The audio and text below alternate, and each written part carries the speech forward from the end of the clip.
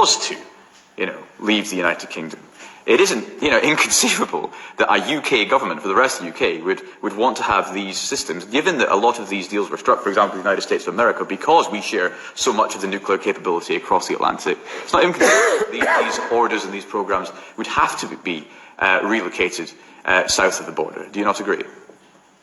No matter how much the Scottish Government might want them to remain north of the border. I guess, to answer your direct question, do I think they'll have to be? I don't think they have to be.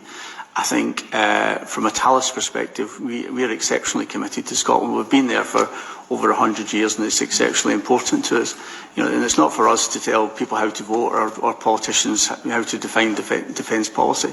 Right, thank you. And look, just lastly, I can't, Mr. Howie, you're from Babcock. Obviously, there was a visit recently from the Prime Minister, and your CEO was quoted as saying, if we had to replicate this, presumably the Rosyth facility, in England because we were told we weren't welcome here, which I think would be a bad mistake for Scotland. This is a quote from the Daily Record.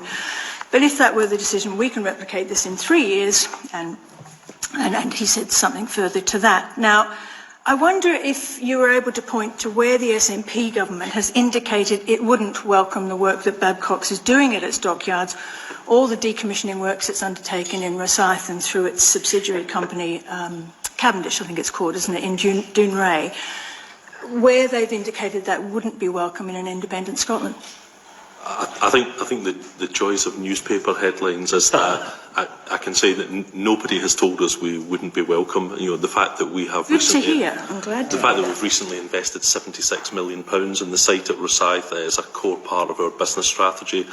I think what our chief executive was trying to do was deal with it. There's always competing pieces between shareholders who worry about what constitutional changes mean for business continuity, and the reality is that your business can operate from wherever it needs to. But we're not expecting. We wouldn't have invested that money in the site in Rosyth if we were expecting to have to make changes to it. Thank you, Mr. Speaker. Like many on